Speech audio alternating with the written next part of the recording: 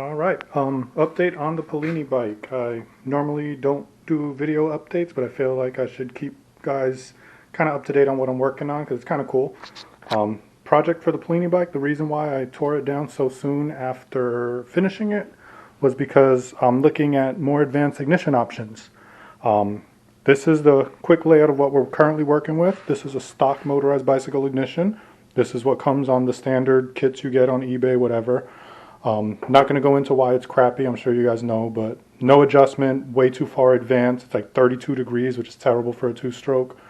Just not the greatest thing. This is currently what the best option for most of us are.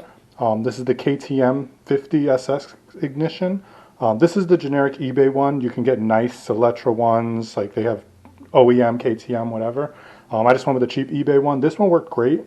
It does have a taper that matches the crank that Ryan does on his billet cranks. So it's basically a bolt-on setup if you've got Ryan's crank. Really nice tapered magnet, lets you adjust the timing if you have a timing light. But besides that, not the greatest features. The CDI it comes with doesn't work great, but it does work with the Parmakit single wire CDI that gives you about 8 degrees of retard, which helps a lot on high-end setups. This is what I'm trying to get working. This is the Hpi Programmable Setup. This will let me set full timing from 0 to 16,000 RPM, whatever timing I want at whatever RPM range, multiple maps at the flick of a switch, all sorts of cool stuff. Problem to get it working on our case, as you can see, doesn't come close to fitting. That's the space on the stock, and that's the magnet and stator on the KTM. So nowhere near fitting. As you can see, I kind of butchered this case a bit. I'm not done. I had to rough it in by hand. I started off with this crappy milling eBay adapter that's going to go right in the trash. The T-bolt broke first time I used it, which caused the piece to shift and almost put a hole through my expensive billet case. It didn't punch through, but I'm still going to weld it anyway. Have to clearance a lot. This whole part comes down. You can see here is where the case was, and this is where I had to bring it out to, about a 1/4 inch across the whole thing. Center it on this giant magnet, put a notch for that, and that's about how it's going to be. I'm going to drill where I'm going to mount it to mark it off. Then I'm going to weld in threaded studs to run as standoffs at the right height, so the stator will be good to go. Second hurdle you need to get with is the crank taper itself. KTM magnet is like 12 millimeters, tapering down to around 10.